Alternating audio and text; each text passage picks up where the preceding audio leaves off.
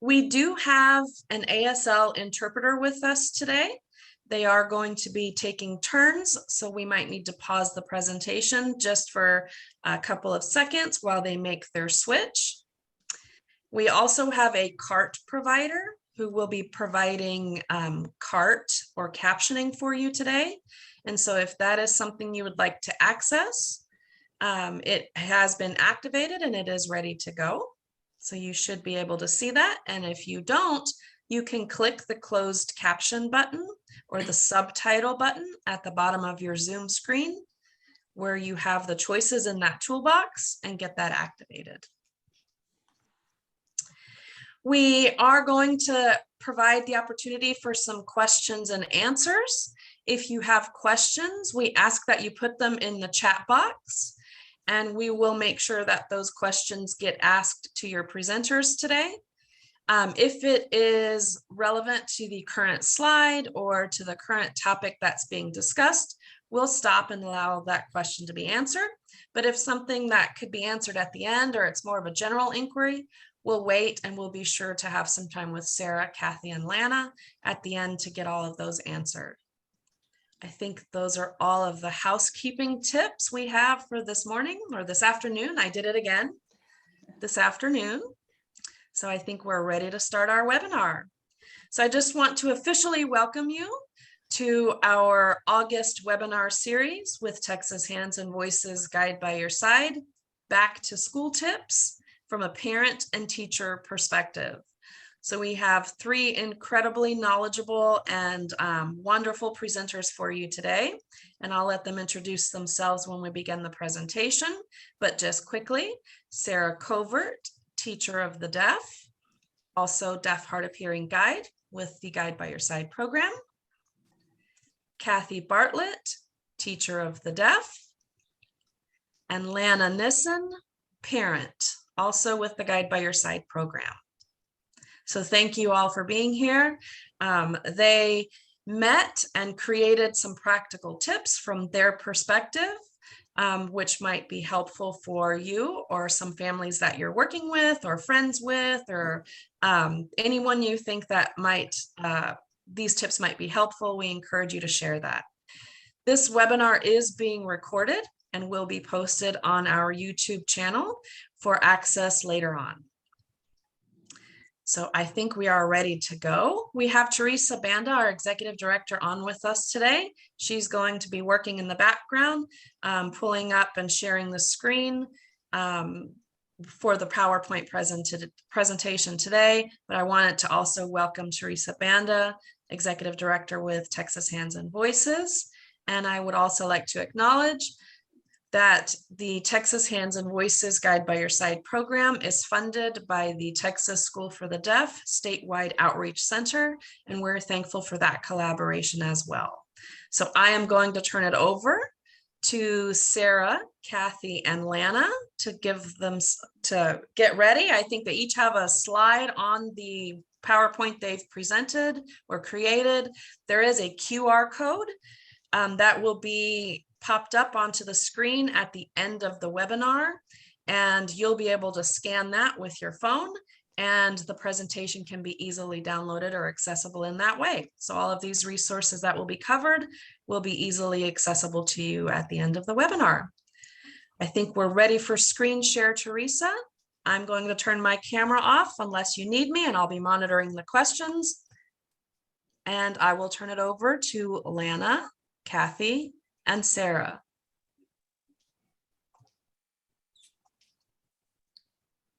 All right, I guess I'll start the presentation. Like I said, my name is Lana Nissen, and we got together and we just really thought it was valuable to have these back to school tips. I know I use them and I've done some of these.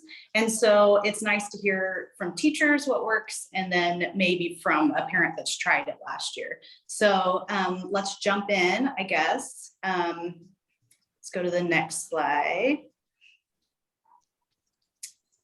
So I am Lana Nissen. Like she said, I'm a parent guide with Guide by Your Side program. I live in the Central Texas area, And I was once a high school teacher up in Keller for 10 years. And now I stay at home with my kids. They're both in school full time this year. So I'll have a little more free time, but then not really, because I'm a guide and then I'm a PTO coordinator at my kids' school this year. And then I have 2 deaf and hard of hearing kids. You'll see at the bottom there. My son is going to be in 1st grade and my daughter is 4, and she'll start in a full day pre-K program. And my husband's name is Jonathan.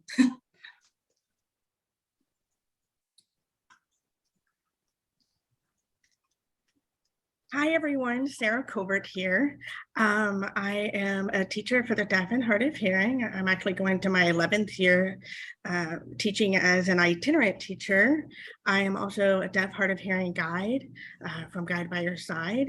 I live near Houston, actually live a little north of Houston. My husband and I have been married for 13 years. We're actually celebrating our anniversary next week, and my husband's name is Tim. We are very proud parents of our dog named Brownie, and I became hard of hearing when I was 14 months old. Kathy? Hello, everyone. Need to add a little disclaimer here. I am a retired teacher. I worked in the Central Texas area as a pre-K teacher, deaf education classroom teacher. I worked as an itinerant. So I've worked with students of all ages and ranges of hearing status, and really appreciate that experience. I do have a son who is deaf. That makes me a PODA. I also have 3 daughters who are non-deaf. That makes me a PONDA. But my very best current role, the one that I cherish the most at the moment, is grandma. And you can see those 3 little darlings in that picture there. Oh, yeah. So I also served as a sign language interpreter, graduated from Baylor University with a deaf education emphasis. I also held a interpreter certification for a number of years. So I'm just so appreciative of the opportunity to be with all of y'all today. All right, next slide. Okay, so to kind of start this off, I think we all know this, but not every deaf child fits into a certain, school route. And there's no one size fits all in deaf ed. And so I just wanted to state that. I also wanted to say, I don't know everything. I am very new to all this. Like I said, my daughter Willa is going into pre-K full day this time, and then my son is going into 1st grade. So I'm new to it, but I researched this a lot because we are in a small school district, and I just didn't know how much they knew and how much they would be taught by the itinerant teacher of the deaf. So that's kind of my experience. Every kid either goes, they're mainstreamed, or they're public versus private, or they have an IEP or a 504, or like I said, a large or small district, or the interpreters, every interpreter is different. Deaf ed programs are different. So just because maybe some of these things might work for us, maybe they won't work for you. Or I'm going to say a whole lot of things, but don't feel like you have to do them all. Just do what feels like fits you best and what your kid needs best. From the few years I've been doing this, I feel like team effort, communication, collaboration is pretty important. So trying to get to know those people who make up your kid's team pretty early on is good to do. It can be hard because staff and stuff changes at times. Or maybe your kid's so young, if you ask them, hey, who did you talk to today? They're like, I don't know. That's what my kids do. And so kind of knowing your team is good. And then maybe before school starts, try to figure out that team. So you could contact the principal, or you could reach out to the special ed coordinator, because I know a lot of you will have the special ed coordinator working on your kid's case. So maybe if you ask them, hey, who's going to be the teacher of the deaf? Who's going to be maybe the therapist coming in? And they might not know that yet, but maybe they will. Who's going to be maybe the aides in my kid's class, or the interpreter? Some of these might be last minute changes, But at the same time, the more people you know on their team, the more you could get some information out that you wanted to know them to know specifically about your child. I know personally, I'm in a small school district, so we're, I don't know, it might not be this way for all of you, but I called the principal. We kind of figured out who would be best for my kids, their teachers wise. They wanted to fit them with people who they knew would work well with them. And so I'm meeting with them next week before school starts, but I'll kind of talk more about that. But that's kind of a thing you could talk to your principal about. Could you change it to the next slide? All right, so those are my two on the first day last year. But so I said, maybe try to meet with your teacher. This is something that worked well for me. Once again, I don't know how your districts are. I don't know if they're letting parents on campus yet. So I understand if that's not available to you. But I just called the principal, said, hey, can I meet up with the teacher? I'm going to bring my kids because I felt like they could meet them there and it kind of put them more at ease and make them understand what's going to happen. And when I went to meet the teacher, I had a folder, I don't know if you can see this, and I had a page with my contact information, and then it says hi, I'm Willa, and a picture of her and then just about me and my needs, kind of some tips and tricks that I'll share more later with you. Kind of her equipment that she uses and how to change the batteries, things like that. And these are all things that if you have a really good teacher of the deaf, that will be covered for you. They will educate those teachers, so don't feel like you have to. But like I said, I was new to this district. I didn't know what the itinerant teacher of the deaf was going to do. So I just kind of educated. That's probably the teacher in me though. But that worked well for me. So the About Me page, I literally did a Word document and just said, just fun things about her. Cause I want them to realize, and I did this for my son, I want them to realize they're just kids. No, they're just kids. And they're awesome. So here's some things, but here's some things that will make them more comfortable, or here's some things that I know work well when they're seeming overwhelmed, stuff like that. Gave them my contact information, the teacher, just because they were messaging me in the year, just hey, he says his hearing aid squeaking, things like that. And then if you wanted to bring extra equipment, you could, but like I said, maybe the teacher of the deaf in your district will have that stuff, or maybe the educational audiologist will have that stuff for you. So I just kind of didn't know what we would have, maybe talk about some of the accommodations. I don't think a lot of people are aware that background noise affects our kids if they wear devices. And so, and if your kid signs, having the face lit up at all times, not dark. Some teachers like the rooms dark. I get it. I probably would want that too, but it's not good for our kids, so things like that you could work on. It is going to be in their IEP that they will get these accommodations that you set, but it's kind of good to kind of talk about them. Being a teacher, I got a huge stack of IEPs the week after I had students, which was always stressful for me because I was trying to figure out, okay, what do I need to do for my kids? But it was overwhelming. I couldn't really go through things as much as I should have or wanted to. And so if you meet with a teacher or email the teacher, if you can't meet with them, that will kind of ease that stress on the teacher a little bit. Most teachers want to do what they can to help kids. And so that's something that I would suggest. Let's see. I also emailed, after we met, I emailed a few videos, and this is going to be on another slide. I emailed a few videos about the importance of wearing the Rogers system, and what is a cochlear implant and things like that.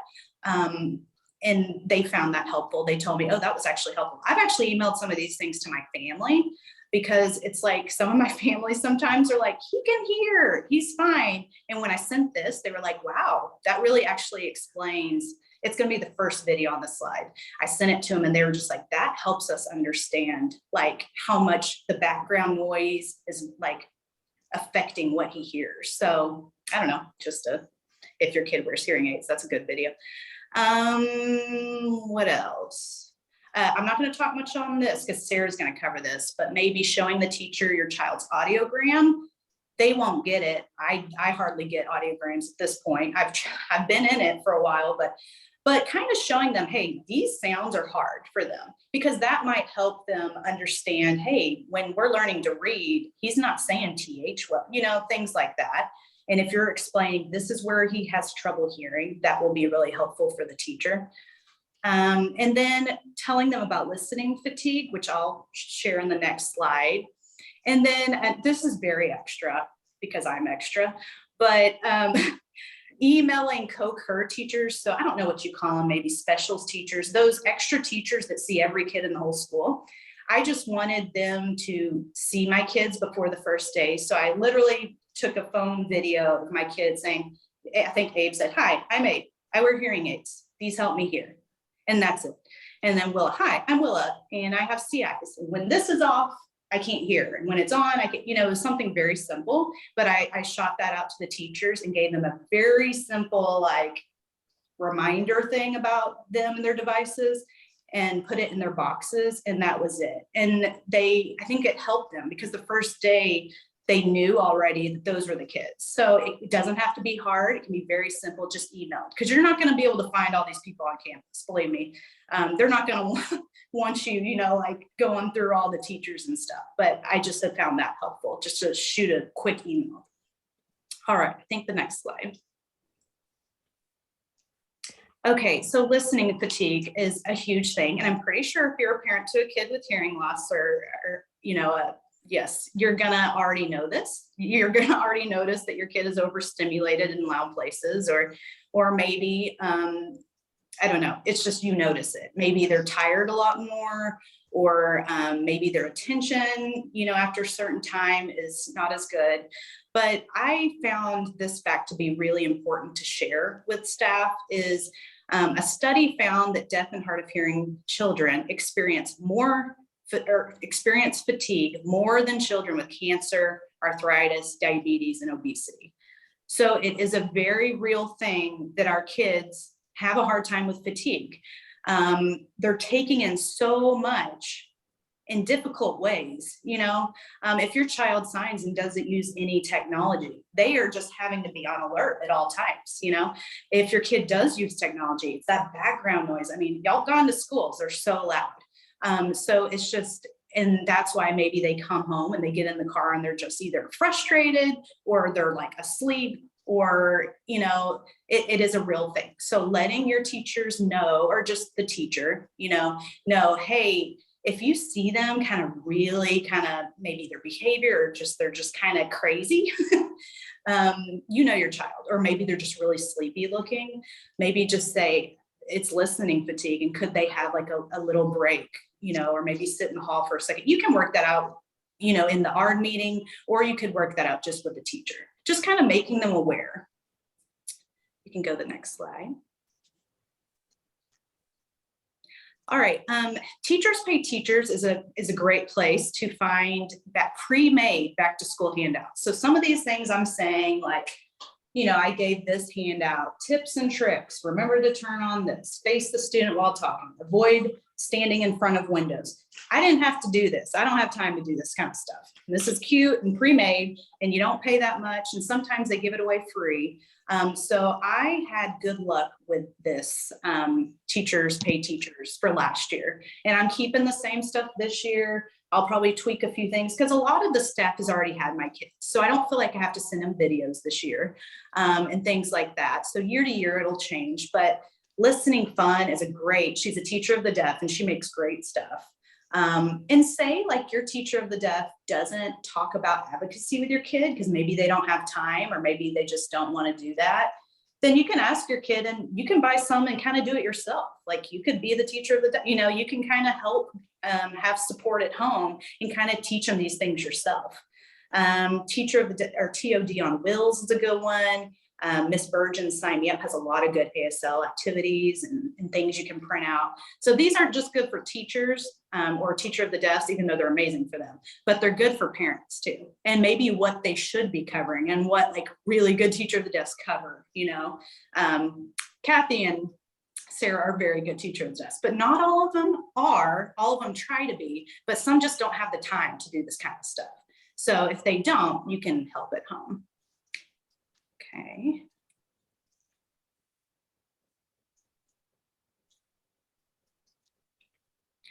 All right, so these are the videos I was talking about that you could email the teachers, you could send to families, you know, your own family.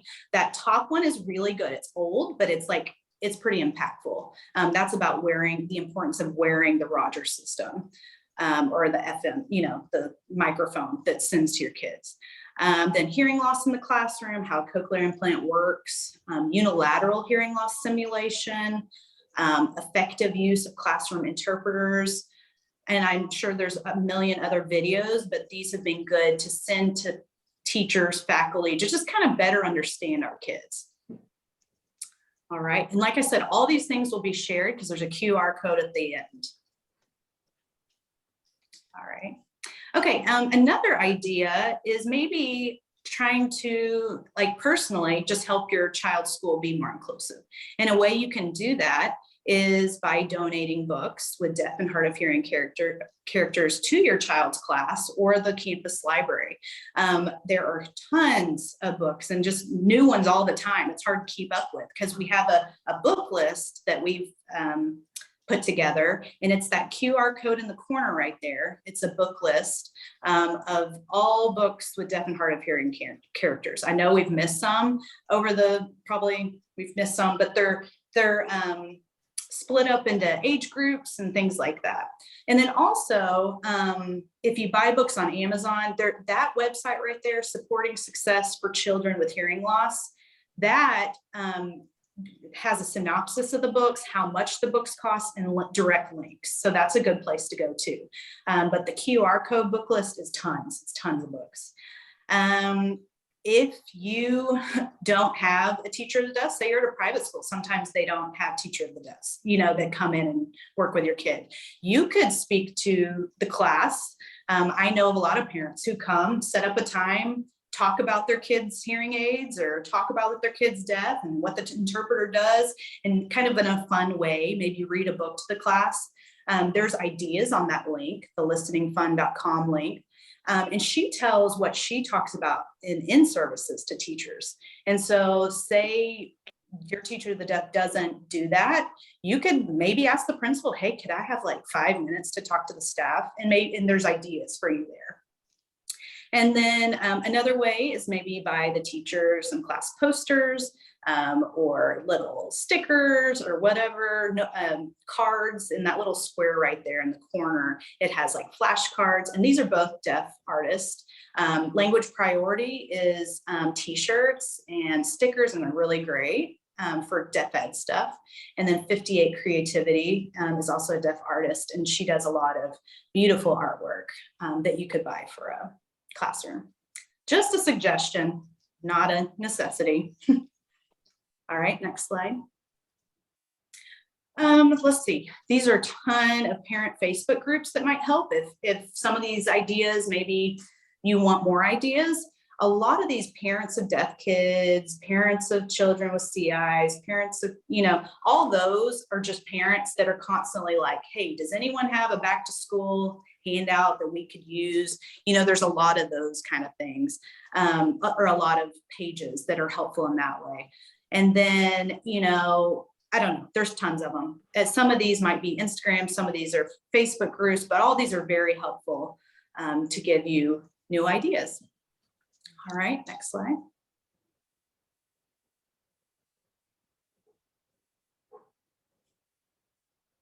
All right, my last slide, parent involvement. We all know, I think my phone's sliding here. Sorry if you've seen not even my face during all this. So parent involvement, I mean, some are going to be able to be more involved than others. You might not be able to volunteer at the school during the day because you have a job, and that's very valid. But it can also be just after school, or it could be emailing the teacher, just kind of, you know, checking in. But I, as a teacher, loved parents that were involved, and it kind of helped me stay on track too. And, you know, But family participation in education is twice as predictive of students' academic success as family socioeconomic status. I really like that point. I don't know, I think that's important. And then taking your kids to events. So I've said that we're in a small district. My kids are mainstreamed, so they don't get to see other kids who are deaf and hard of hearing that much. And so we, Guide by Your Side, host lots of events throughout the school year. In the summer, there's tons of camps that are available through statewide outreach and just everywhere across the United States. And I've just found how important it is for my kids to be with other kids that are like them. Like they enjoy them. They immediately form bonds with these kids that we've never seen before and met. And I know that's not necessarily parent involvement, but it kind of is, because as a parent, you're making that effort, because it's sometimes hard and awkward for you to do that. It is. It's just kind of scary. You know, we don't make friends as old adults as easily as kids, but making that effort to get our kids out there and just showing them, hey, you're not alone, and it just will be better for them as a whole. So, all right, Sarah, your turn. Hi everyone, Sarah Covert here. So we have this slide here that talks about me page.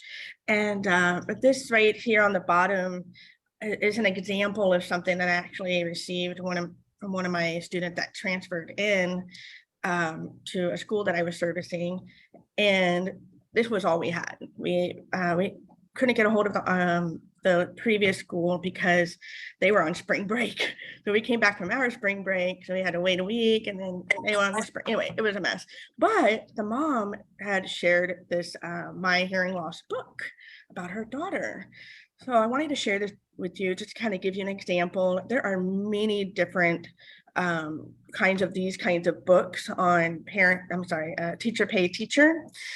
So this one, it was kind of hard to see. So let me go over each page kind of quickly. So you'll notice like on the first page. I'm so sorry to interrupt. Do you mind pausing for an interpreter switch? I'm not sure how to do that. Can you? Okay. I can't see the other interpreter, so I'm This not is- sure how to. I'm sorry, Rachel, this is Michaela. I do not think there is another interpreter here. Oh, did she leave? Okay. No, Okay, she I did was not waiting, I was leave. like- I'm sorry, this is Michaela. She was here joining as a parent, but the title of her name still included interpreter. So there is no other interpreter. Okay, thank you for letting me know, because I was waiting. I was like, do I just keep going? Thank you for letting me know. Thank you. So Sarah Covert here. So if you notice on the first page, it has like these things on the side, and so it's like all about me, my hearing loss, my listening devices, and my audiogram. And then the next page, it has like my self-portrait. So this little girl, she actually put her school picture there, which I thought was really cute. And when I got this, I think I got this like on the first day she arrived, or maybe it was the second day. And so when I walked into the classroom, I knew exactly which kid it was.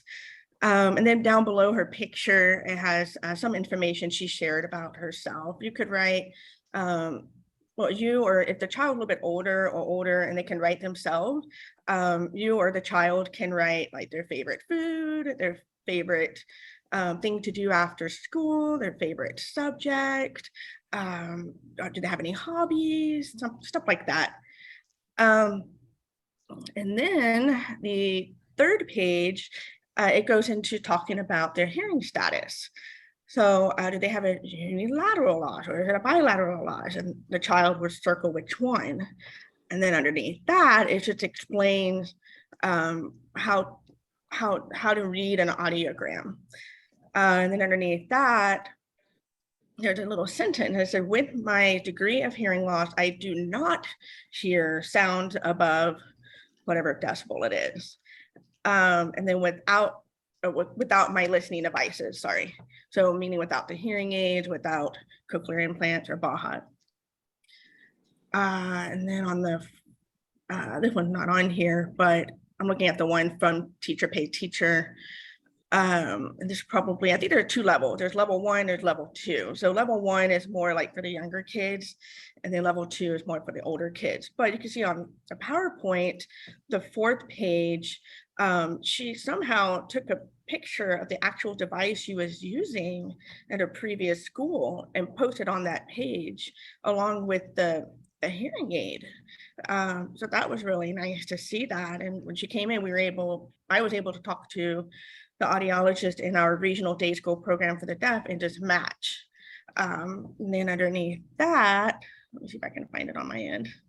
I think it says something about probably the FM system I used is called, and it could be a Roger pen, it could be a Roger touchscreen, a mini mic 2 plus, connect clip or whatever, and you would just write it down there.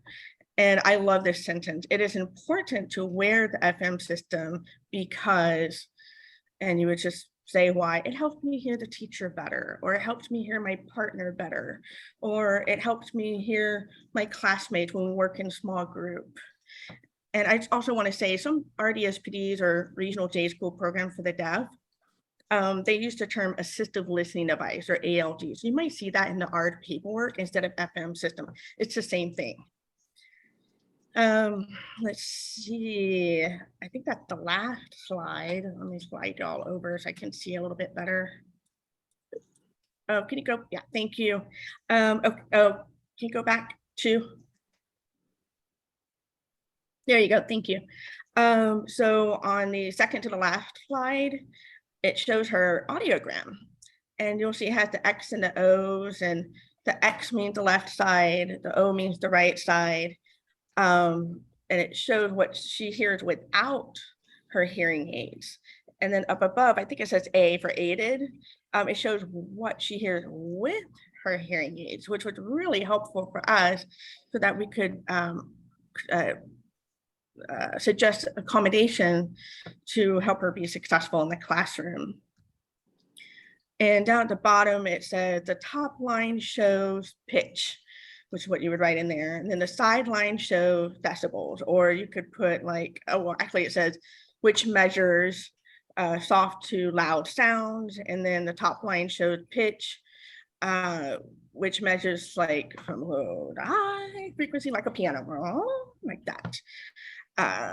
And then on the very last page, this was like, yes, thank you for bringing this in, Mom, thank you. So it said students with hearing loss can work with teachers of the deaf, speech language pathologist, audiologist, resource teachers, and more to learn strategies to help hear to the best of our ability. At school, I work with, and so the column for teacher, column for service, and the last column is amount. So for like me, I grew up with a teacher for the deaf and hard of hearing that came and saw me. So I would write Angela Poe, that was her name. And the service, I would put like teacher of the deaf and hard of hearing. And the amount time was like, I think it was one time like 45 minutes, one per week or something like that. And then the next line, I would have written down Mrs. White, speech language pathologist. Actually, I would have called her a speech teacher. And the amount time was one per week, probably 45 minutes, 30 minutes, something like that. And down below, it has some of the goals. And she just kind of like wrote down a word for each goal, which is great. You don't have to write down all the goals. Maybe you can touch the ones that are maybe the most important, or where she really needs to work on. Maybe she's doing okay on these, but really needs to work on these other ones. And and that is it for that. On Teacher Pay Teacher, the more pages shows like accommodation. So if you want to add the accommodation, what does accommodations mean? That's what the page says over here. And what does accommodations mean to your child? And you all would have that conversation. And then that child would list my accommodation. Maybe they want to list their favorite accommodations like closed captioning or sitting close to their teacher or the FM system or ALD. So I thought this was a really great resource to kind of help you along with the conversation to have with your child, maybe before school starts, and you can bring this to what's it called? Meet the teacher night or something. That would be a great time to kind of introduce it to them and say, hey, can I meet with you later? To just kind of go over this, just like what Lana was saying. So this is a great resource. There's many others like this too. Okay, next slide. Okay, I'm gonna move you all over again. Okay, so like I was saying a moment ago, like the My Hearing Loss book is a great guide for a conversation. Is talking to your child about their hearing status. Talk about the why. Why do they wear hearing aids? Why do they use an FM system or ALD?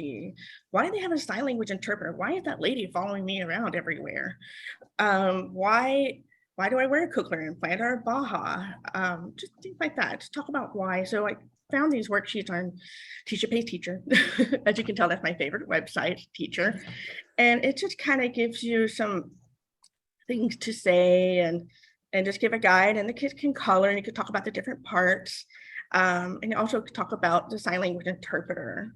Why do they use sign language? And what does it look like if they're new going in? All right, next slide. Thank you. The battery kit, I had one of these when I was growing up. They were not that fancy. I actually had a Hello Kitty bag. I love Hello Kitty.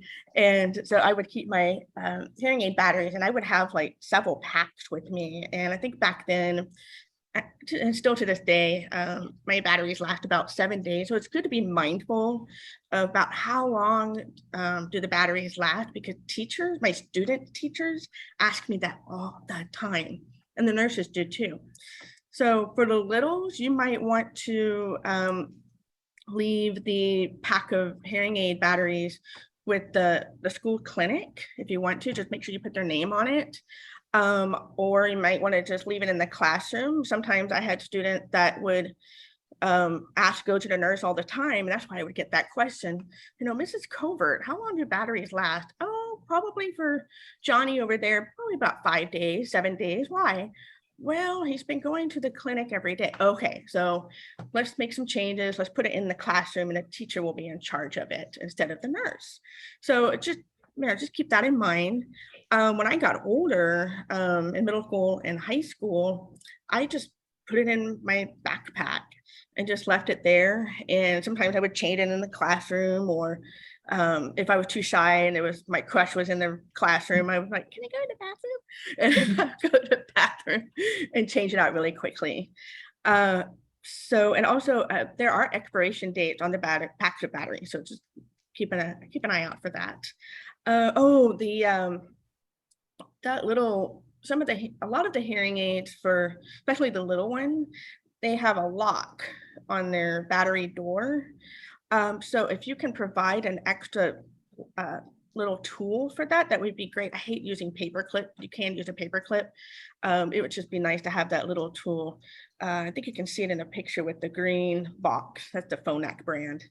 I think they provide that. It's really helpful. All right, next.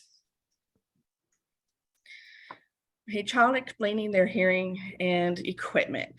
So we just kind of touched base on this like 2 slides ago, talking about their hearing status, talking about their accommodations. Why are those in place? Why, especially the sign language interpreters following them around everywhere. Why is that lady following me around? The closed captioning, learning how to raise their hand and say, teacher, can you please turn on the closed captioning for me, please? Having that confidence to do that too. And also when there's a communication breakdown, what do you do when you missed what Sarah said over here?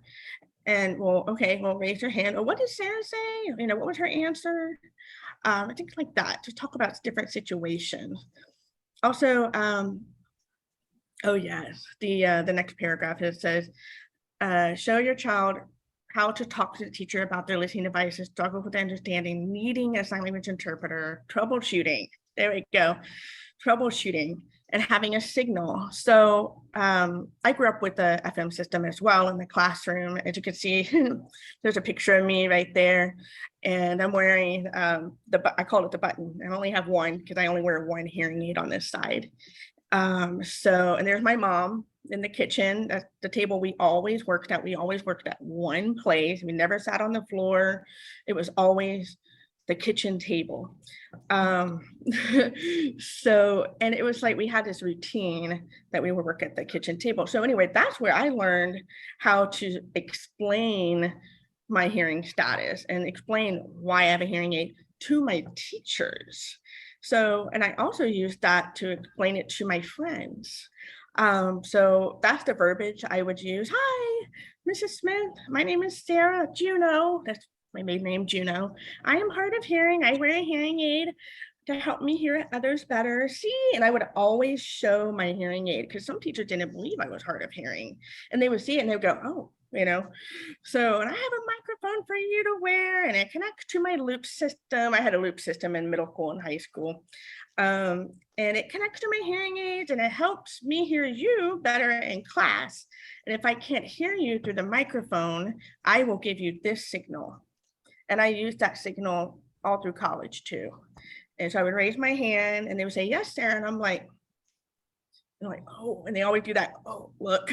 And they would just kind of look at it. And I taught my teachers how to troubleshoot on their end. And then they would look up and I go, I'm like, yeah, okay, we're good. So, and actually it was my mom that taught me how to explain all of that. And we worked on it every summer, all throughout elementary school. And by the time I got to middle school, I was good. I was on my own. I could do it myself. And especially I had like 7 teachers. So I was very shy back then, but this helped me to have that confidence to share that and to self-advocate for myself. So, and my mom and I, we would role play. We would go back and forth. Okay, Sarah, you're the teacher and I'm you. And then we would switch, we would practice. Okay, next slide. Thank you. All right, the audiogram. Trying to move you. There you go. Okay, so Lana had talked about this too.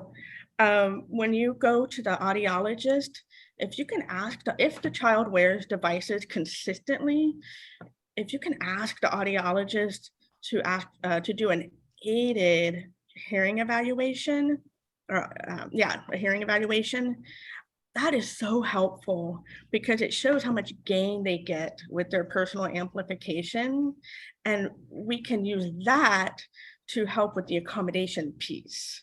So it helps the teachers understand, okay, so without their, I'm gonna guess this is a hearing aid, without their hearing aids, oh, okay, wow. So they're hearing down here. Okay, all right, I understand now. And that's why they wear the hearing aids, so they get that gain. Okay, all right, next slide. Oh, and I forgot to mention, sorry, Kathy, the previous slide, when you get an audiogram from the audiologist, please email it to your teacher for the deaf and hard of hearing. Sometimes it gets sent to the clinic or the nurse, which is great, but we don't get it. Or although last year I had a really good experience with this, the diag would send it to me, but that doesn't always happen. So when you send it as a diag, the SLP, the speech language pathologist, and your teacher for the deaf and hard of hearing. Okay, thank you so much, Kathy. Hi, everyone. I found when I was a parent of a young deaf child, one of the things that I found very difficult was knowing what questions to answer, to ask. What I felt was that you almost had to know the answer to the question in order to understand what questions you needed to ask. So I've titled my slides Conversation Starters.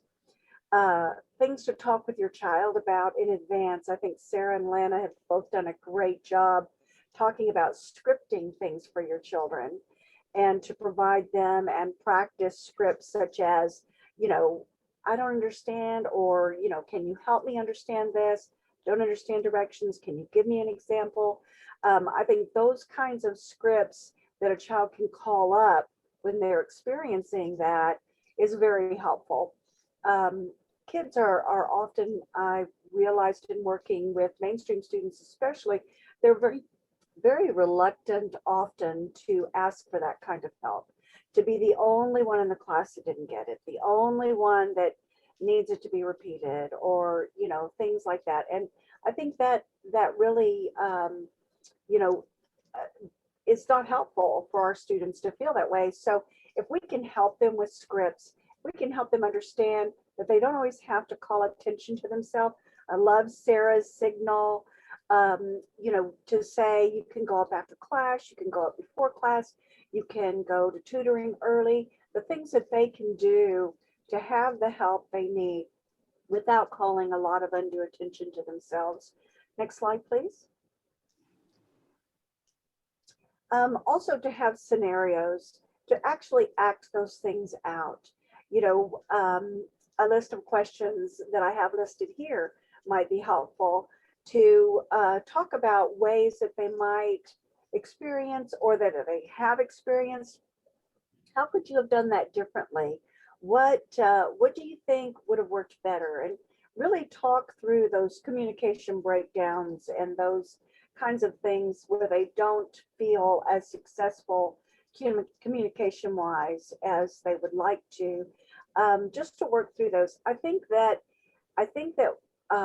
it's difficult for kids and for students when we dismiss those kinds of things and say, oh, you know, later, or oh, that doesn't really matter, or oh, that wasn't really important. Well, not necessarily. You know, it may not be important to us, but to them, every time they experience a communication breakdown, that's a brick in a wall. And we want to try to limit those as much as possible, give them the tools to have effective communication, to understand their hearing level, to, I think the suggestions to explain it, to talk about it, is really, really important. It's a big part of their lives. And for us to minimize that and or to ignore it or to pretend that it isn't impactful, I think is not helpful for their self-esteem and for their progress socially and academically. Next slide, please. You know, I think that it's difficult for all kids not to compare themselves to others. I think that the students that I've worked with in the past, I've noticed that often they don't feel successful even when they've made great personal gains. So to encourage them to just do their best. I mean, that's what we do with all of our kids. You know, you want them to strive, you want them to work hard, you want them to do their very, very best. So to ask them to compete against themselves, oh my goodness, look how much better you did on that assessment than you did last time. Or, well, you know what, things got a lot harder in this assessment. Look at this vocabulary. You know, this vocabulary is really a big jump up. Let's talk about that. You know, what can you do to get more help with that? I think next time you're going to ace it or you're going to do better because we're going to work on this, to give them that confidence that they can do better. You know, our kids have to work harder. You know, one of the things that I constantly told my adult son, I'm going to say his name's Joey. You know, I just tell him up front, hey, Joey, you know what? It takes more. It takes more for you to learn the vocabulary. It takes more for you to fit together those context clues. It takes more for you to make sure you understand everybody. And I get that. But, you know, you're going to have to do that to be successful. You know, all the way through his job in high school working at HEB, you know, he had to overcome those things to deal with those folks that didn't understand his hearing level, his hearing status. You know, and so to prepare them very early on, not to try to sugarcoat it or ignore it or try to make it go away for them, but to help them to face those challenges and to understand they're there. Keeping our expectations high at the same time, you know, knowing, you know, where that struggle exists, you know, knowing your child well enough academically, socially, language wise, to know where those breakdowns happen. And the reason I say that is because in our effort to have high expectations, I think sometimes we expect too much, you know. Um, we need to be positive about their accomplishments, strive to help them overcome the tough parts, but also not to compare them to, say, their younger hearing sibling who is at a higher reading level. That can be very demeaning for any kid, but for deaf and hard of hearing kids, I think that we can frustrate them. We can make it harder for them if we expect them to be like another child. We need to really, I think, really keep in perspective their capabilities, you know, their needs, and what we can do to help them do their very best. Next slide, please. We do have back to school tips for you here. These are all really important. I encourage you to look at each one and read the print under the bold print. This is a fantastic tool provided to you by Texas Hands and Voices to guide you through working through your IEP, your relationship with your IEP. What exactly does that mean? How important is that? To understand and know that that is a legal document. Looking at that last point there on the left side, laws and policy. I mean, these things are things that your school is required to do in the IEP and the accommodations, and to know what those are and to stay on top of that. Next slide, please. Yeah, so, you know, I titled this one, Every Little Thing's Gonna Be All Right, because it really is. I just want to encourage you as a parent of an adult child, there's going to be bumps and bruises along the way, but ultimately we can only make the best decisions we can make for today.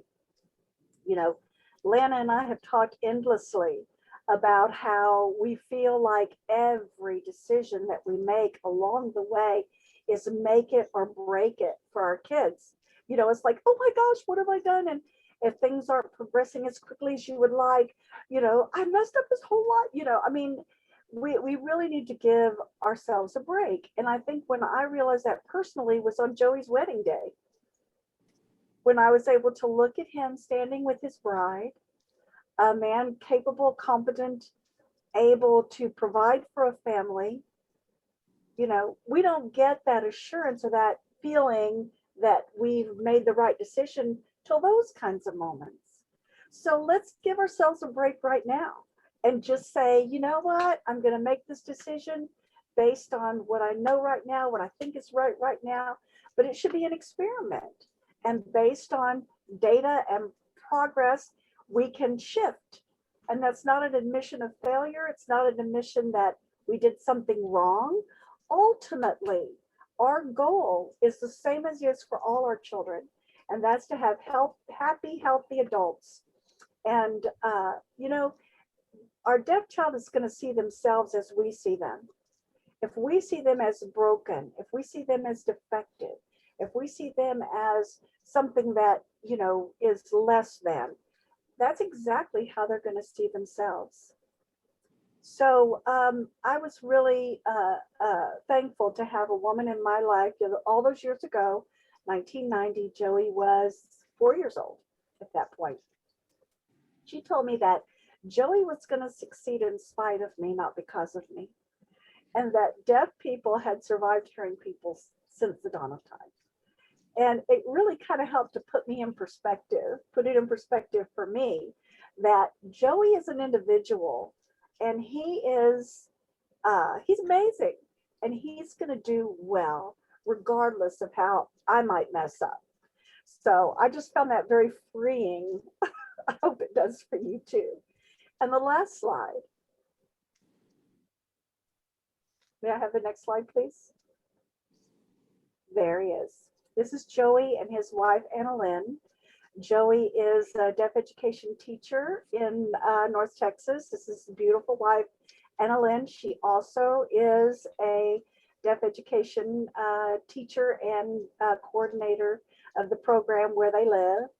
And so when we were getting ready to do these slides in this presentation, I asked Joey, okay, so give it to me, Joey, be honest, tell me, where did I screw up? What did I do wrong? What would you have told me to do differently? And the quote you see there is directly from his text. I did shorten it a bit there for the more relevant points, but he said it was definitely very important that you didn't wait to expose me to language, started working on it right away, working at home with signs and English, making me read. Yeah, we had those talks, and fall in love with reading and fighting for equal access education for me. I know that you guys did the best you could.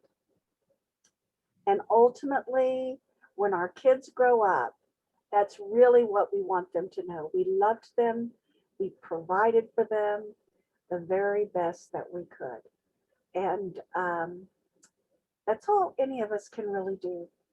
So go do that. You'll do fine. They'll be fine. They will grow up and they will be fine. If there's questions, I think all three of us are happy to take those. We have just a couple minutes left.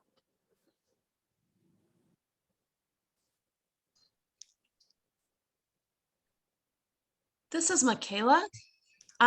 There was a question in the chat box if this presentation was going to be shared. So I just want to point out really quickly here, there is a QR code that we're going to leave up for a minute here, give you guys a chance to scan that. We will also include this QR code in an email follow-up following today's webinar. So if you do not have a device in front of you in this moment, we'll be sure to send this out to you in follow-up. So I'll leave it up for a few more seconds. And then I will ask Teresa to stop her screen share.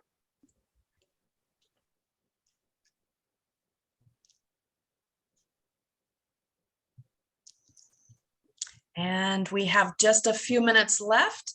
I wanted to thank Sarah, Kathy, and Lana for presenting their what was inside of their brains and sharing it with all of us. Reminding everyone that everyone's family is unique and their own experiences are so varied, but we thank them from what they've learned along the way and sharing all of those resources from those lists that were shared and created. We've been sure to include information that would be relevant and applicable to all families at all stages, phases, and communication choices for their child. We have a comment in the chat box thanking you for all of the information, tips, and websites. So I'm confident those will be put to good use. I'd like to wait just another minute, give everybody a second if they have some more question. We're getting some more sentiments of thanks here for your time and experiences. You're very much appreciated.